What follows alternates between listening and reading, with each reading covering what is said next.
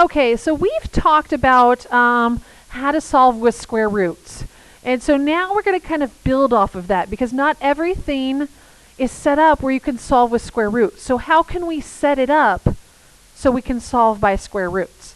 And this method is called completing the square. And so this is a really important method. It's used a lot in higher level math. And so it's a really important one for us to talk about. So in our previous lesson, we solved by isolating x squared and then using our square roots. The method works if the quadratic equation, when written in standard form, is what we call a perfect square. So it would look like that x minus 2 squared. So in standard form, it's x squared minus 4x plus 4, because it can factor into what we call that perfect square. So when we start doing this completing the square, we're going to take something like this and turn it back into this so we can now use that square root. So that means that when it's a perfect square, there's a special relationship between the coefficient of the x term, which is our red values right here, the coefficient of the x term, and our constant term, which is this one. So these are kind of like our b and c values. And what happens in the perfect square trinomial is that it ends up looking like this: x squared minus or plus or minus depending on, 2a times x plus a squared. And I'm just using a as a random number. So if this was 2, then this would be 2 and this would turn into 4. And so that's where we get a value like this. So this 2 here is really this a value into here. And so this will factor into x plus or minus a depending on whatever the sign is. So the sign here will match the sign here.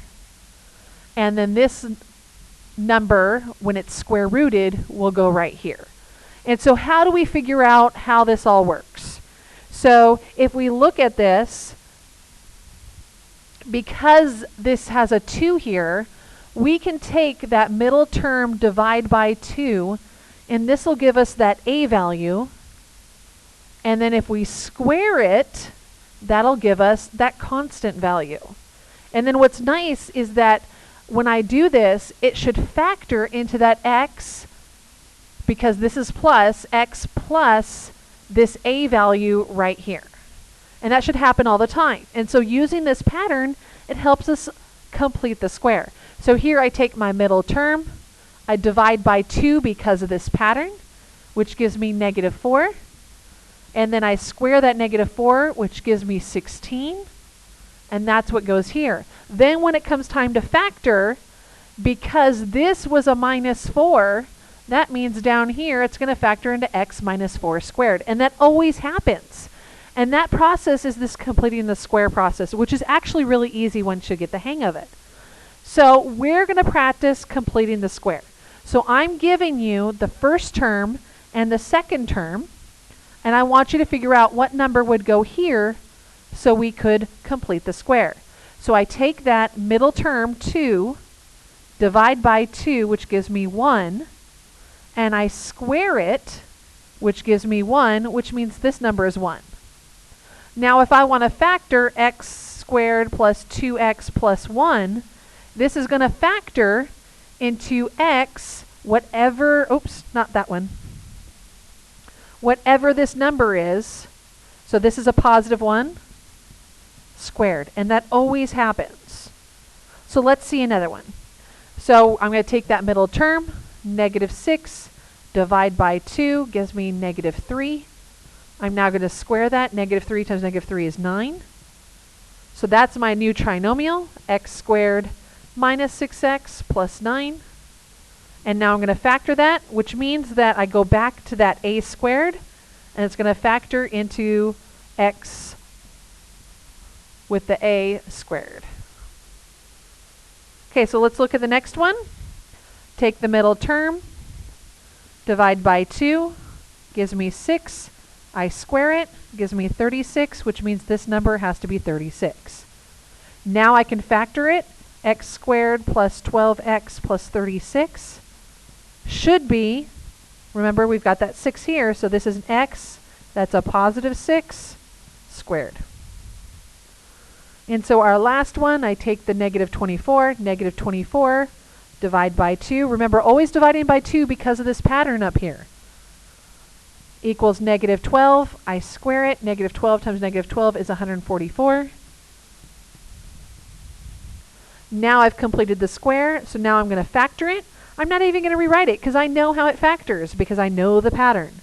So this is going to be an x minus 12 squared. So now that we've talked about how to complete the square, we're now going to look at how can we use it to solve equations. So if we're going to solve a quadratic equation in the form of x squared plus bx equals c, we're going to complete the square of the x squared plus bx. And then we're going to solve by using square roots. So the first thing we do is we divide b by 2. Then we square the answer. We're going to add that to both sides of our equation.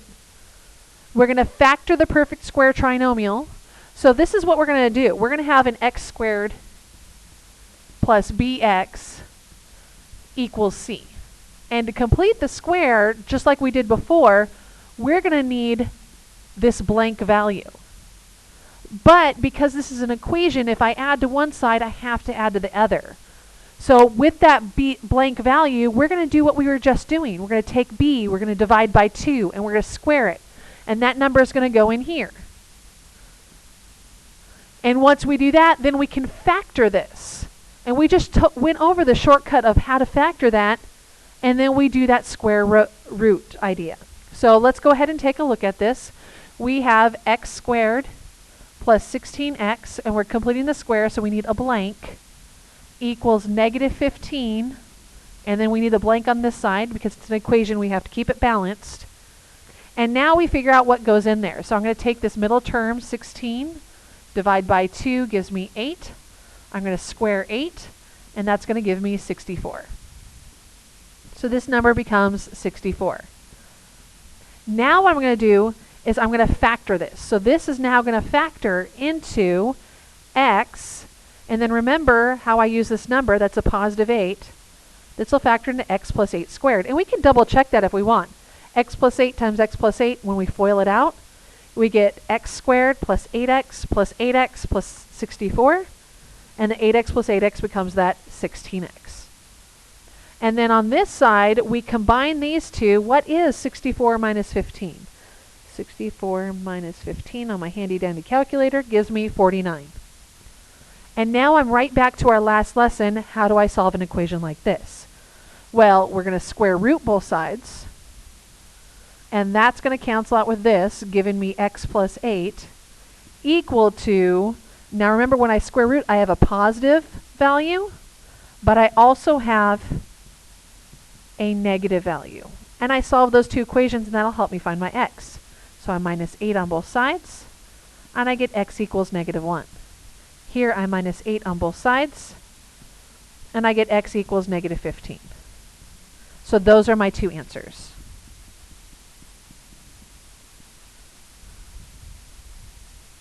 So now we're going to move over to the next one. We're going to go ahead and rewrite it with our blanks. X squared plus 10x plus blank equals negative 9 plus blank. And now we take that middle number, we divide by 2 to get 5. We square the 5 to get 25. So that 25 comes up here. Now we're going to go ahead and we're going to factor this. So this is going to factor into x. And then remember, we use this number, so positive 5 squared equals, and then I go ahead and I add those together. And 25 minus 9 gives me 16. And now from here, I'm going to go ahead and I'm going to square root both sides. So this will cancel out with that, leaving me with x plus 5 equals the square root of 16, which is positive 4, but it is also negative 4. So from here, I minus 5 on both sides. and I get x equals negative 1. I minus 5 on both sides, and I get x equals negative 9. And so our answers are negative 1 and negative 9. Okay, so let's try 2 more. Oh, sorry about that. Not 2 more, more than that. Okay, so again, we're going to go ahead and put in our blank. Minus 4x plus blank equals 6 plus blank. I'm going to take that middle term, negative 4, divide by 2 gives me negative 2. I'm going to square that to get positive 4, so this number is really 4. I'm now going to factor this out. So this should be an x minus 2, because this is a minus 2, squared equals 6 plus 4 is 10. And then we're going to go ahead and square root both sides. So that square root will cancel out with that, and I get x minus 2 equals positive and negative square root of 10. Well, square root of 10 is going to be an ugly number. Square root of 10, 3.16. So this is going to be a positive 3.16. X minus 2 equals a negative 3.16. And so now I add 2 to both sides, and I get x equals 5.16. I add 2 to both sides, and I get x equals negative 1.16. And so those are our answers. So on our next one, it looks a little different. X squared. Okay, so what we're going to do with this one is we're going to move the 5 to the other side by adding 5 to both sides. And then we're going to go ahead and do what we normally do. So x squared minus 8x plus a blank equals a 5 plus a blank, and then we continue on. So negative 8 divided by 2 gives us negative 4. We square that to get 16. So this number becomes 16. So now I'm going to factor this. It's going to factor into x minus 4 squared. Remember, because of the minus 4 equals, and now I add these together and I get 21. I square root both sides, and it looks like I'm going to end up with an ugly number, but that's okay because we just saw that we can work that out. So on our calculator, we square root 21, and we get 4.6. So 4.6, and then we're also going to have an x minus 4 equals negative 4.6. So we add 4 to both sides, and we get x equals 8.6. Here we add 4 to both sides, and we get x equals 0.6.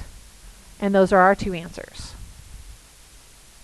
So our last type of situation is all of these had just x squared. So what happens if there's a number in front? Well, it's actually not so bad, because if the number in front goes into all of the values, I can just divide it out. So I can divide everything by negative 3 to get me a new equation. Because when we divide, we have to divide everything. We can't just pick and choose, because that's discrimination. We can't do that in math. So we divide, and then we're going to get an x squared minus 4x plus 5 equals 0. We're going to move that 5 to the other side by minusing 5. And then we're going to put in our blanks. So x squared minus 4x plus blank equals negative 5 plus blank. And then we take that middle term, negative 4, divide by 2, and square it. So this becomes negative 2 squared, which becomes 4. So now we're going to go ahead and factor this. This will be x minus 2, because of this value right here, squared, equals negative 1. Then we square root both sides, and we come up with a problem, because we can't square root a negative number. So that means there is no real solution. And I've kind of talked to you about how later on we'll talk about imaginary numbers, and there'll be imaginary solutions. But since we haven't got that far, and we don't know how to square root a negative number, we go ahead and stop there. So on our next one, we've got a 5 in front of the x squared, so we're going to go ahead and see, can I divide everything by 5? Oh yeah, that'll work out nicely.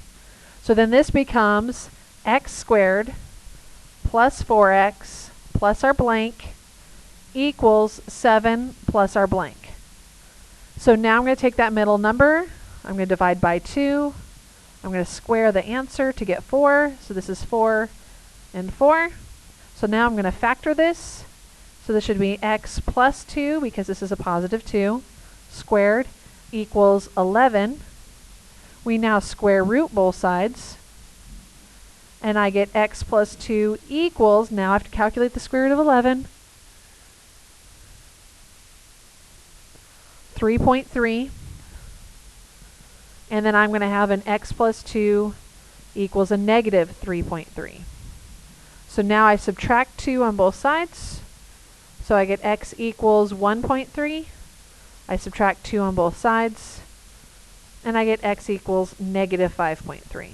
And there's our solutions. So that's it for today. And we'll talk about another method next time. And good luck.